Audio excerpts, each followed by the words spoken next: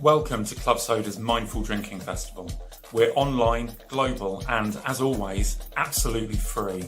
Hi, I'm Drew, and I'm one of the co-founders of Club Soda. And I'm Laura, the other co-founder of Club Soda. We help you change your drinking in ways that help you live well. So whether you're looking to cut down, stop for a bit or quit, you can find what you need from podcasts and books and courses on joinclubsoda.com. This festival, we've brought you an amazing lineup from over 100 people from across the world. And our programme this time really is global. Every day starts down under with me, Sarah. As well as organising the festival in Australia, I spend my time looking for alcohol-free alternatives and tips for people who choose not to drink, but who still want to live a social, fun and adventurous life. And I'll be wrapping up each day here in the States. I'm Amanda, your US festival host and coordinator, and I'm also a mindset coach who helps women change their relationship with alcohol so that they can start living their most authentic life. Each day with a rolling programme of inspirational panels, conversations, social events, and opportunities to discover new low and low alcohol drinks. So whether you want inspiration to change your drinking, Or to connect with other people, or you want to discover and enjoy a new low and no alcohol drink, The Mindful Drinking Festival is for you. cheers! cheers! Cheers! cheers.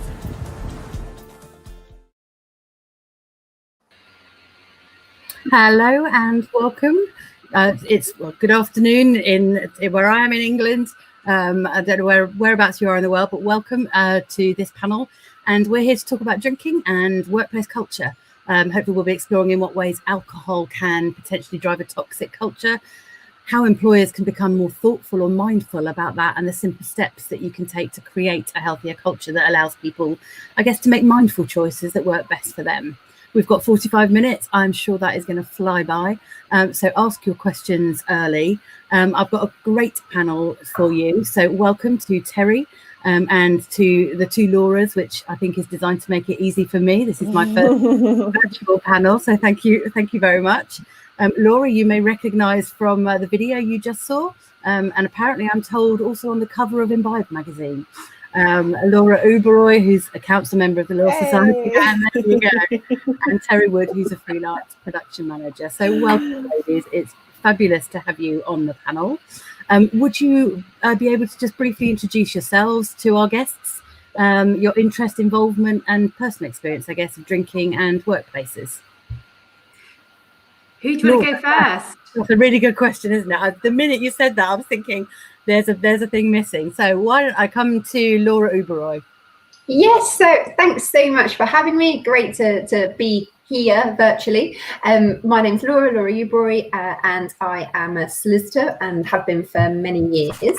I work in finance, so I'm a finance lawyer. So bridging, I guess, the two professions that stereotypically have a perception of being quite a high alcohol consumption professions, but actually, and maybe I'm just biased, my hope is that I can break down that stereotype, because the reality is actually quite different. And I would say they're professions that are really forward thinking and doing lots of really great work. I sit as a council member at the Law Society, which is the professional body representing solicitors. And through this, I have been doing a lot of work and campaigning for promoting healthy drinking cultures in the legal profession, and promoting all of the really great work that law firms and lawyers have been doing, in the hope that others can pick it up and do the same. So for no particular reason at all, I haven't drunk for many years, and it's something that I hadn't really thought about until I became pregnant last year.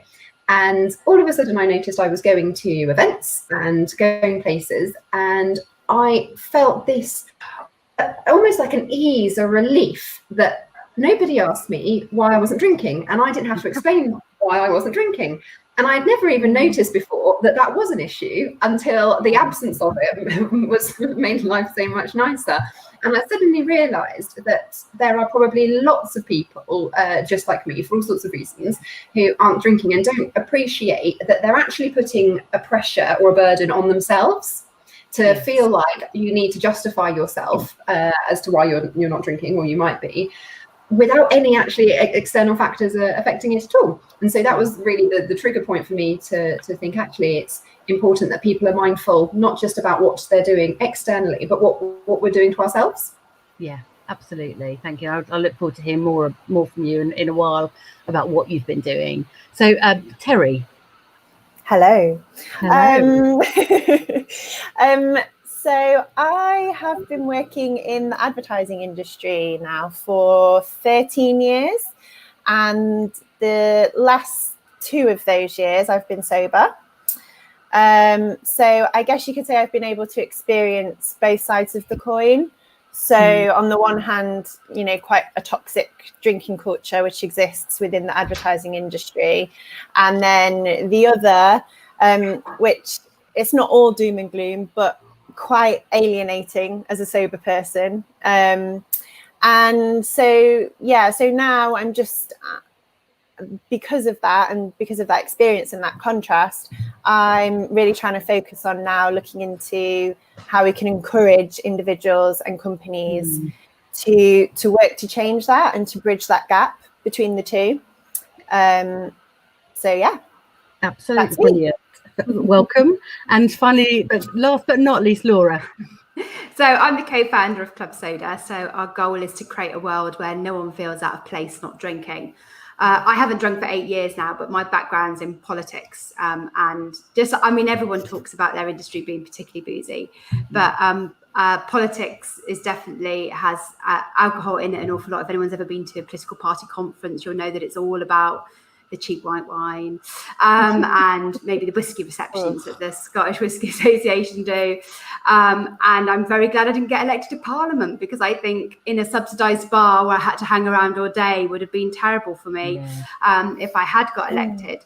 So one of the things that's come up a lot in Club Soda is people talked about their workplace. And one of the things that we do is look at where some of the structural issues are around changing drinking. And so we've got some, you know, just emerged over the last few years, some really interesting things about the way that workplace works and how alcohol-centric it is. And so at some point, what I'm going to do is probably get a little bit ranty. Sorry, but that's... We welcome a rant. We welcome a rant. And I realised that I didn't actually introduce myself, which, you know, top fail. So I'm Tara Kent. I'm a CEO at Shamps Consulting, and we're a global wellbeing consultancy. And we spend a lot of our time working with organisations to help them think about the culture in which people can be their best selves, and they can be healthy and they can be well.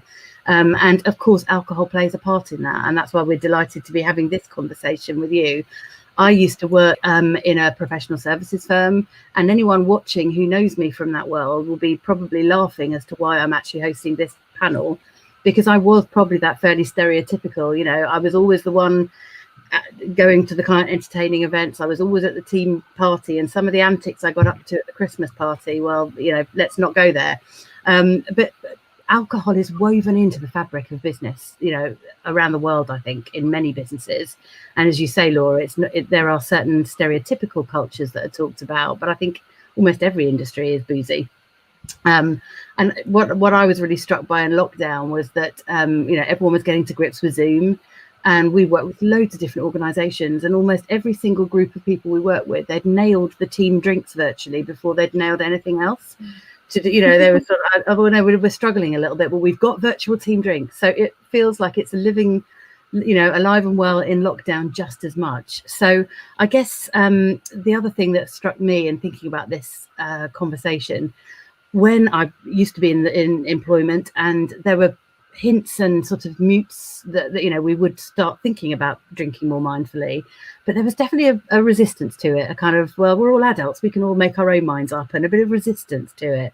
So I suppose, Laura Willoughby, I want to come to you first and say, can you outline, as ranty as you'd like, why does it matter that employers think about drinking in the context of a healthy workplace? Well, it's not only in the healthy workplace, it's actually about a diverse workplace. A really good example is we went to a health conference run by Nesta, which is a big innovation charity that's already about health. They had discussions around sugar on the agenda, and then they had networking drinks at the end, and the only alcohol-free options they had were Fanta and Coca-Cola, which were shoved at the end of the table as if they were the not proper options, and all the alcohol was laid out on different heighted blocks and all sorts. And this was a health event. They then got panicky about the sugar, and they didn't get panicky about the alcohol. So let's even not go there. And every Muslim I knew who was in the room left. They automatically leave before the drinks event, because it's well known that drinks events in British business or any conference or event is all about alcohol. And they also do this lovely exercise where they ask people to line up as an icebreaker in the distance people have travelled to get here. And it's clear that there's a big half of the room of people who have driven at some point during their commute to that event. So we were talking about health. We had a diverse group of people. We had drivers in the room, and yet alcohol, the default was still alcohol. And I think that's the issue, which is that we haven't asked ourselves the question at all. It's just always been that way. And so I've been to networking events where the people who own the business have got some really nice champagne in, and you turn up and say, oh, I'm not drinking. They go, but I got really good champagne in. And somehow, by not drinking champagne, you've ruined the whole reason for them putting the pint on. Whereas I thought it was about networking in a party. And also that, I'm not sure if you've ever been to an event where you walk in and there's champagne and beer and things on a tray, but if you're not drinking, they point you to a jug of really cheap orange juice at the other side of the room where you have to go and help yourself. And I mean, it's not 1980 and it's not breakfast. What's going on? And that was in a big company like Schroders, right? You go to Adventure and their their alcohol-free option for all of their work events is Fanta. And so So actually, this isn't just about the people in your organisation who may be looking to moderate or not drink. It might be anyone who's pregnant and doesn't want to say anything about it. It might be somebody who's going to the gym tomorrow. It might be somebody who's on a diet. It might be somebody who's doesn't drink for religious reasons. And so suddenly what you've done is you've created a culture that just isn't diverse, that isn't accepting diversity. There was a really good story that I heard when I first started Club Soda, where a young guy who didn't drink was put under pressure in his workplace to drink by his boss, 55-year-old senior white man. Go on, have a drink, go on, have it. And he kept saying no, and he kept saying no. And in the end, he drank, he got drunk, he lost the company laptop on the way home, sackable offence. Now, that was workplace bullying and was really an unfair situation to put a very junior member of staff in. So what I would say is this isn't just about making sure that the people who aren't drinking have got something to drink, but this is about making sure everybody has something, even the people who may be drinking but want to pace themselves on an evening. And it's about making everybody in your workplace feel welcome every time you put on a drinks event, in the same way as you wouldn't put on only meaty canapes, right? Or anything like that. You would have vegetarian and vegan options. You ask for their dietary preference, if they're wheat-free or gluten-free, if you're providing a lunch. So this is another dietary preference as well. And somehow there is a big mental block, and a big block in the catering organisations that often have contracts within buildings, which I can talk about a bit later. But when you begin to just unpeel the layers, you realise how much has been assumed. Yeah, absolutely. And even the place I started at is a sort of I guess the peer pressure point, but already you've outlined about 20 other different reasons why it should be thought about. And Terri, I know, and one of the words that you used with me was about feeling alienated, that when you made the choice to stop drinking, and I guess I'd really like to hear from you, what's it like to be part of a culture that you don't conform to in that way? It's hard. I think that it is difficult because you're going against the grain, essentially.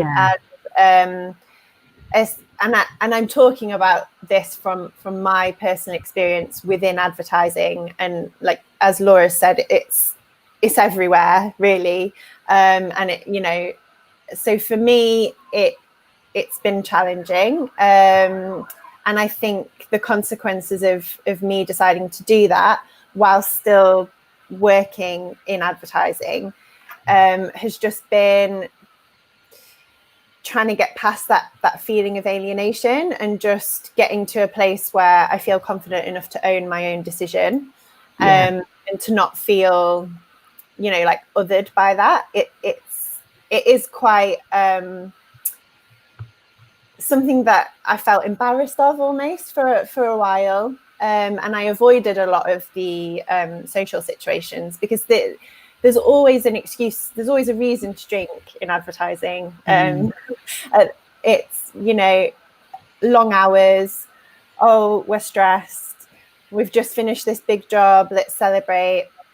There's a massive emphasis on client entertainment. And then also as a freelancer, it's a really important part of the job is being able to go out and socialize, because it's all about who you know. You know, that might be why you get that next booking or that next job. So it's everywhere.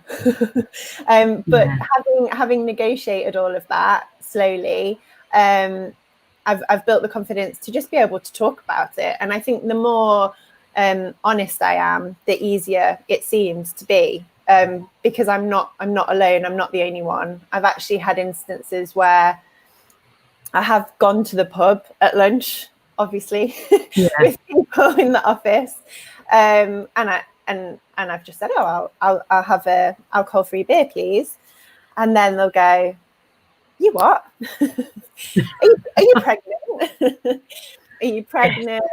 Don't be so boring. Come on, grandma, loosen up, all sorts.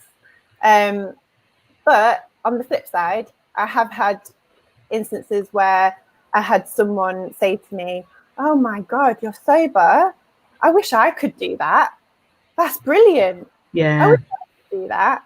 And I've had other colleagues come to me after a situation like that, where I've chosen not to drink alcohol, and sort of say to me, oh, do you know any good alcohol-free beers? Like, 'cause I'm thinking about, you know, I'd like to try and cut down, and these are just not conversations that are happening.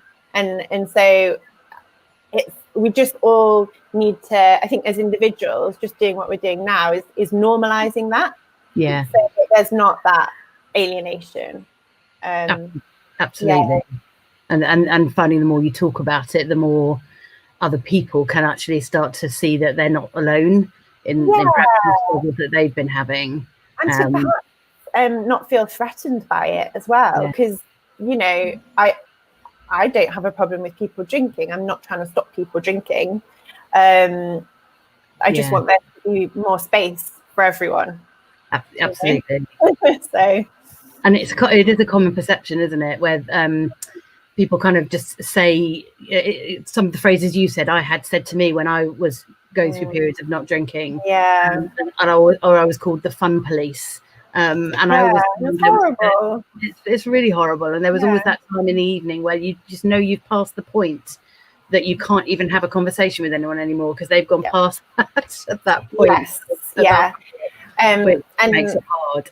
Yeah, I definitely now I go, and especially like if it's an evening thing, if it's lunch or, you know, like a client lunch, that's easier. But if it's an evening thing or an awards do or anything like that, I definitely know when to leave. I get the best of people, and then I go, and often they don't know you've gone anyway. They don't remember. So absolutely. It's fine. and I can see Laura Uberoi laughing along and nodding. There's some familiarity, and a couple of people are commenting, you know, at Jen, I'm in the military, and it's definitely part of the culture. No one talks about it, but everyone drinks their stress.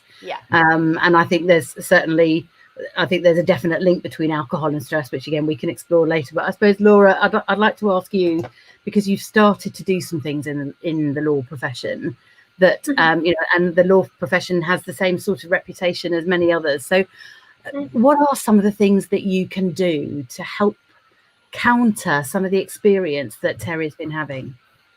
Yeah, well, I mean, all of that resonates, and it makes me feel really saddened to hear it. But my goal, and what I've been noticing, the key is that this just should not be an issue anymore. Whether people drink or not just needs to be of no interest to anyone else. And I think a large part of that is when people, maybe the sort of the name calling aside, when people tend to ask that question, why aren't you drinking? More often than not, it's not out of malice or to make somebody feel bad.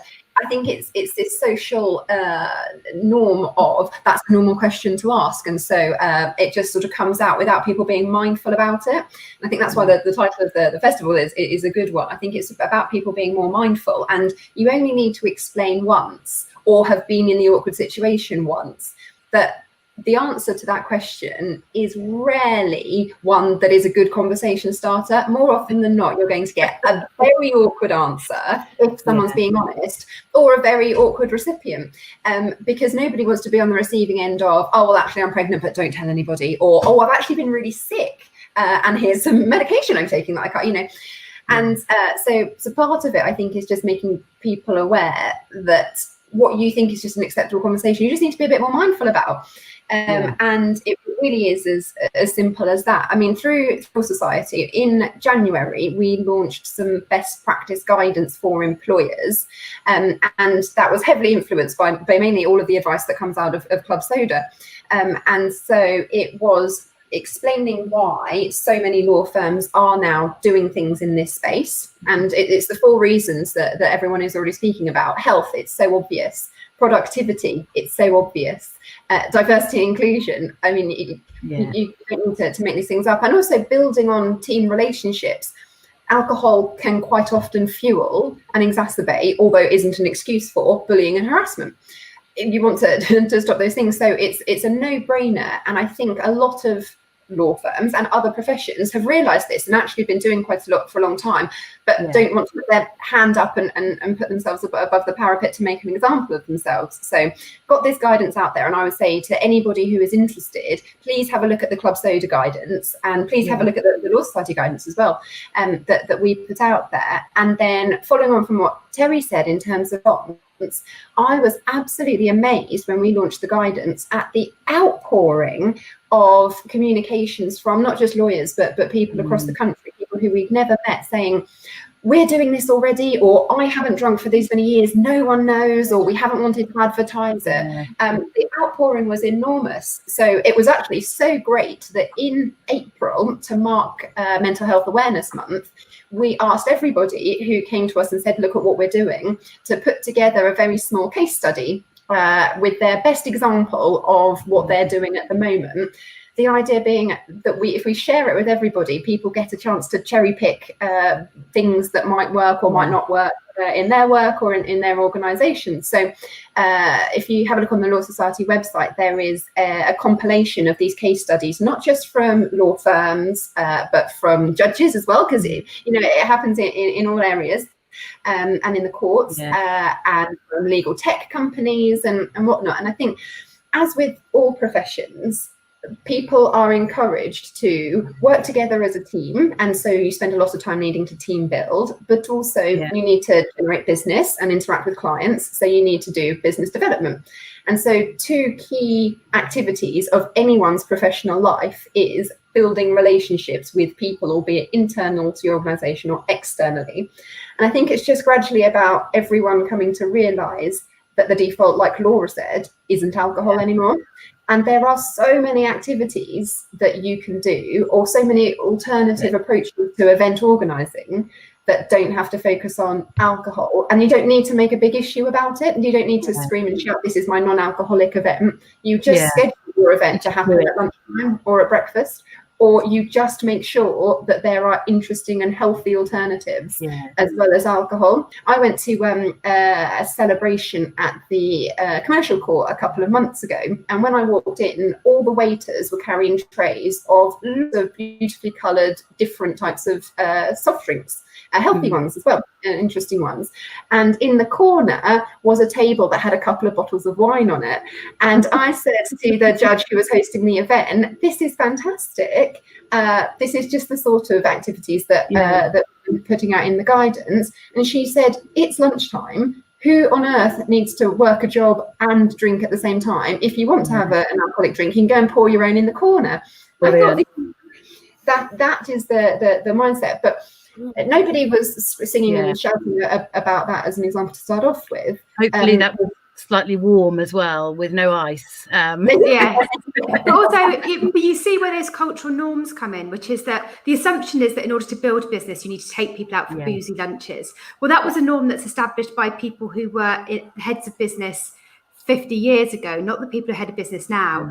We're having so many discussions about people wanting to work more flexibly, spend more time with their family, have time for holidays and fitness and hobbies and stuff. So surely the best way to build a rapport with your client is to make sure that you give them some free time, not spend 5 hours getting completely plastered in a restaurant. You know, go, excellent, what's your priorities for your work-life balance? All right, let's work out how we can build a client relationship that doesn't involve us all eating into our own social time. Isn't that great? So sorry. I was going to say, I think that has also been one of the key drivers over the past however many years where this change has been coming in, is that people are now realizing that you have to deliver what your clients want. And in today's world where your clients don't want to come out in the evening, or they need to justify their time to whoever they're working for, and so therefore it needs to have some more meaning than just drinks alcohol, then that is why people are now responding. And so often I will have clients who want to do events and whatnot, and when I suggest that we get together, they say, great, what will we be doing? And so then I turn to my trusty guide that we now have, and I think, right, you can take your pick from art classes, food making and tasting. The best one I saw that came out of the compilation of case studies is a firm up north who every year takes their clients axe throwing. That one is a bit harder to do virtually, but most things can be adapted virtually as well. And you know, everything you're saying, I'm finding myself nodding along and seeing absolutely. But Martin's put a comment on, which I think is worth talking about. You know, a lot of time alcohol is there to tempt people to attend things they'd otherwise find boring or they'd be really nervous about. And I think if I think back to networking events when I was in, you know, I was terrified, and actually that little bit of Dutch courage often did allow me to feel a bit more relaxed. So I guess, Laura Willoughby, what would you say to that?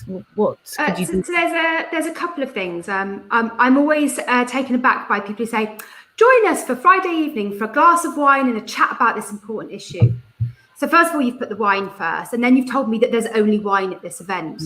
So already I'm thinking, do I want to go? I was thinking of driving home or whatever. So first of all, you can make that event sound a bit more inclusive by going, you know, we've got a great event that we'll have where we'll help you meet other people rather than just leaving it to chance, because that's all that's ever happened before. You have these networking events at conferences and you use the alcohol because we're too lazy to think about other ways to get people to talk to each other.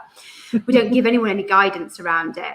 And then we've told them there's only wine available. So half the people who've been invited already push themselves out of the invite. So you need to say, you know, with a range of drinks for everybody and some discussion points to get us going at the start, and I believe very strongly in active hosting. You know, you don't just host an event by putting some wine on the table and letting everyone get on with it. You host an event by you know, welcoming people when they come in the door and thinking, oh, have you talked to this person? Or, oh, are you on your own? Could I introduce you into this group? I barge into groups and just introduce people. So begin to think about actually what is hospitality for your company? If it's a networking event, how can you make that networking happen rather than just assume that alcohol is going to do all of the work for you? And then make sure your invitation feels as encompassing and welcoming as possible. And what you're doing is you're signaling and you're giving people permission that they can come to your event, but it's not about the drink, it's about the thing that it says on the tin about the networking. And you do have to signal to people that there are other options there, because at the minute everyone automatically thinks, networking event is going to be a bit boozy and I wanted to go to the gym tomorrow, I'm training for a marathon, so I'm not going to go. And you don't want, you know, those are the people that you want at your event. You don't want them to automatically absent themselves. Yeah, absolutely. It's fascinating, isn't it? There's a couple of people who've mentioned stress as well, and I think that's part of a useful part of the conversation. Certainly, the work that we do at Champs, we're constantly talking to people about stress. It feels like it's getting more and more stressful, and the pandemic has increased that for many. For a lot of people, alcohol is their go-to. And that's you could argue, there's many other ways, and of course that's what we spend our time doing, helping them see there are other ways. But if it is someone's go-to, then I guess how do you have that conversation in the workplace about stress and alcohol? And because I think you mentioned the sort of bad behavior, if you like, where they're almost some urban legends of things that people have done when they'd been under the influence of alcohol, that sexual harassment. Yeah, well, I know. But you know what I mean? It plays a part of it, and then there are some real consequences to that. So what in terms of stress, alcohol and workplace, what's your kind of instinct reaction? Terri, what happened to you when you gave up drinking? How did you manage stress differently? Well, I think I realized that I wasn't managing stress at all. I was just numbing it and self-soothing with alcohol, which actually just made it so much worse for me. It just really got to a point where for me it just wasn't fun anymore, and it just made it so much worse. But I had to take a little break from work just to be able to get back to that place where I could go and deliver. But it was finding things that are not alcohol, filling my time with other things that are not alcohol, but also in doing that, realizing that my job, it can be stressful, but it isn't that stressful. I think my default was to always go, oh, I'm so stressed. And actually, I don't think I was. You manufactured stressful day to excuse your drink. Yes. We all did it. Totally. Yeah, absolutely. I don't feel so stressed anymore. I've just had a month of jobs, 3 different jobs, and I had a great time. Yeah. I like my job more now than I ever have. And I think not drinking has a lot to do with that. I think there's a real I think it ties back into peer pressure, talking about stress, and you're totally right. It's something that you can almost bond with colleagues over. Oh, I'm really stressed, I'm really busy. Oh no, me too, I'm really stressed, I'm really busy. Almost like a badge of honor. I must be really good because I'm very stressed and very busy. And similarly, other people don't necessarily help that again, not by just not being mindful. So you say to somebody, I do insert job, and generally people's response will be, oh, that must be very stressful. And then what do you drink? And actually, I think when you're being mindful about your alcohol consumption, it's part of a wider being mindful about your general health and well-being, and I guess maybe the pandemic has made people think about this more, your whole lifestyle. And if you are drinking to mask stress of workplace, then actually we need to be thinking, am I in the right job? Because maybe I'm really biased or really boring because I just love being a lawyer, but fundamentally I enjoy my job, and it has stressful moments like everything does, but I consider myself lucky to have found a profession that I enjoy. And when you get to a point where you are overwhelmed with stress, I think you need to look at the wider, why is this? And this is the interesting thing, because Tara, you talked about the fact that you don't want to sound like somebody's dad when in the workplace, because people still have choice. So how do you deal with the fact that people have choice, but alcohol has an impact on people's health? And what we found doing workshops in the workplace is, first of all, the conversation about, I don't think you can have a conversation about mental health in the workplace by skirting around alcohol at all. Because if people aren't sleeping properly, if they're drinking a bottle of wine in the evening, that will be contributing to why they're not sleeping properly. You can actually couch we never talk about the negatives of alcohol. We always talk about the positives of change. So you can be more productive, you'll look a bit younger, and I'm 65. You look a bit younger, you can be more productive, it will help you sleep better, it will help you cope better with stressful situations. They are all positive things that we would pay good money for if we could buy a pill that did all those things. So why don't we look at how we take alcohol out of it? And also in the workplace, we only ever really talk about moderation, because in a workshop, nobody wants to feel like this is an AA meeting, which of course it isn't. And nobody wants to share their personal drinking experiences with a group of work colleagues, because you might be worried about your drinking, but that's not something you want to talk about. So talking about moderation and wider mindful drinking strategies and living the life that you want is the place to start from. What do you want for your life? Do you want to be less stressed at work? Do you want to do open water swimming? Do you want to do this and that? And if you do, then actually taking alcohol out might help reduce the stress and deal with all of those things. And suddenly that becomes a very different conversation. And I think that's how we need to be able to frame it in the workplace. And then there's about being specific to sectors. So we've launched, if anybody's working in the hospitality industry right now or working with food and drink, you can access our free course that's designed just for the hospitality sector, that the sector's paid for, because funnily enough, working with alcohol means that you're more likely to have an issue with drinking. But we don't tell people that they have to give up working in the industry and give up drinking. We say, how about you take a step back, work out where your career path is, and now think about where your relationship with alcohol fits into that. And every industry can do that in some way or another. And, NHS, somebody talked about healthcare, has a very specific set of stresses, a very boozy industry as well, healthcare. But again, we need to be able to look at the specifics within specific industries to be able to give people the case studies and the confidence that you can change. Yeah. And Anna's just come in and said about needing to get employers on board in the tech industry, where it's really common where alcohol to be used to celebrate. And there's almost daily causes for celebration. I reminded of what you said, Terri, there's always a reason to drink. And there is, isn't there? Because people will make it up. We have a phrase where I used to work. Go on, sorry, Laura. Oh, sorry, Tara. I was going to say, and then that's a useful point to have a look in not only the Club Soda guide, but also the Law Society guide, because we have in there some alternatives for how you reward people for good work and how you celebrate. Because I think it always used to be, oh, good job, here's a bottle of Bollinger on your desk. Or Friday we hit our targets, drinks trolley comes round, and so it's just and again, people think that they're doing a good thing because we're all celebrating, and it's just being more mindful. But actually, a hamper or some restaurant vouchers, an experience day, a day off in lieu can make a massive difference. It's really interesting, because I'm not sure if last year you saw when we won the Ashes. The England team got up on a podium, and then they got out the champagne to spray everybody with, and the 3 Muslim members of the team walked off the platform because they didn't want to be sprayed with alcohol. How you can have something that celebrates a team and then do something that excludes them just doesn't, we have to accept that we're excluding people. And we had another example of somebody whose workplace knows he's given up drinking. They had celebrated a 6-month milestone, but they still gave him a bottle of wine at Christmas.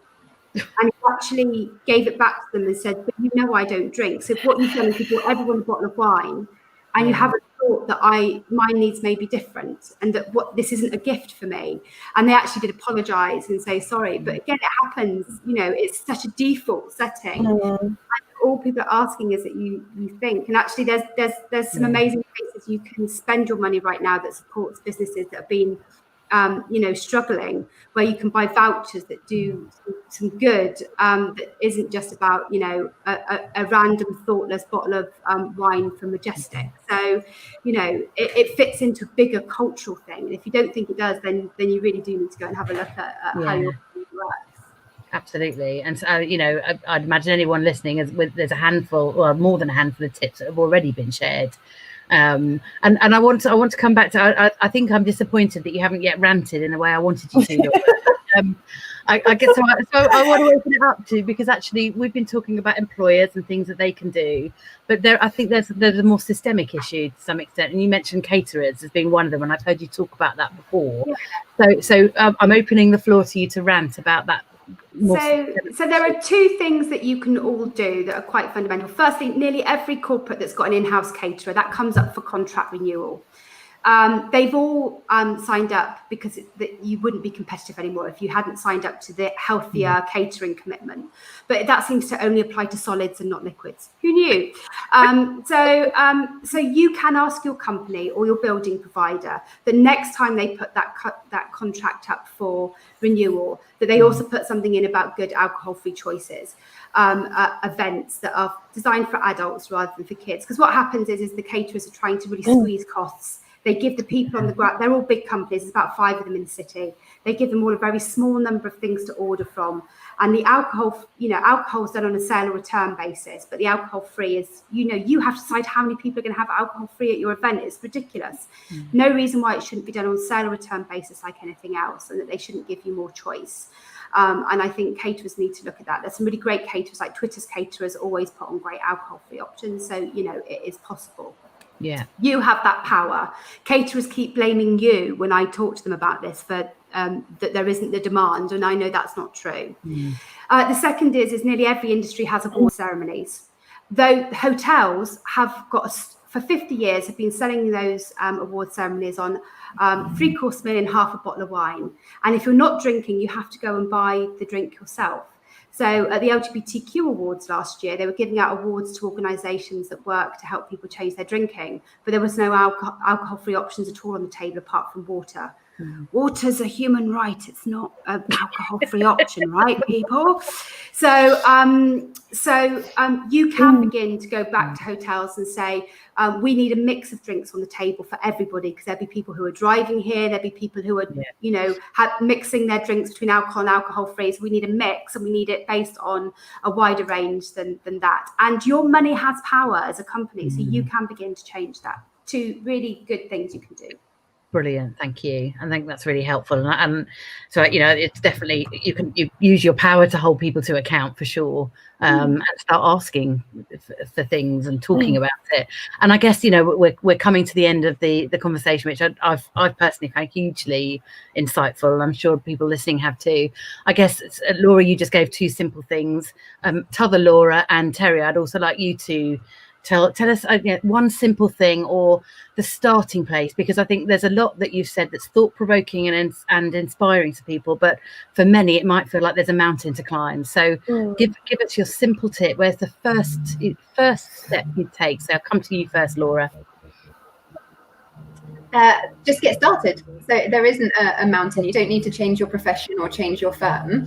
You can do it yourself. Organize an event or an activity for your team or externally, and have it as a mindful event. You don't need to make an issue of it. You can serve alcohol or not, but try and do it maybe as a breakfast or a lunch. Make sure you have healthy alternatives, and there's a focus that is an activity that's not just drinking. People will enjoy it, and they will then ask you and come back for more. Yeah. Brilliant, thank you. And Terri, what would your I would say to not be afraid to share with people, to not feel like you need to hide if you're moderating, or if you don't want to get hammered because it makes you feel shit, because it makes you feel rubbish. It's our festival, you can swear. And I think because I go around to lots of different offices as well, at 4 o'clock, the 4 o'clock drinks trolley is a really common thing that comes around with beer and wine, and no other options, just beer and wine. And so just being able to go and ask, the people that organise that, oh, I'm working here at the minute. Do you not have any low alcohol beer, non-alcoholic wine? So that you can feel part of that group. Because often I sit there and don't take anything, and everyone else has something. And then I automatically am the one that's, not participating. But that's not my choice. It's been taken away. Brilliant. And I think if I would add one, for me, I would add, and it's going to be linked to mental wealth, because that's sort of what's really close to my heart, would be around understand that alcohol is often a crutch, and it's masking something for people. So try to go beneath that, and help people explore what's creating the stress for them, and help them think about other ways that they could manage it. to avoid the kind of peer pressure that comes with that too. So thank you. I've really enjoyed this conversation. I think in fact, we're 2 minutes early. There you go. That doesn't happen very often, does it? So I want to say thank you so much to the three of you. I'm pretty sure those watching have found it an interesting conversation. It's certainly tapped into something that many people recognise. So I'd remind people that the Club Soda guidance is there for employers. You can check out the Law Society website as well, Laura. Thank you for what sounds like a ready-made blueprint of things that you can do. So thank you very much to everyone for listening. Thank you. Bye. Thanks.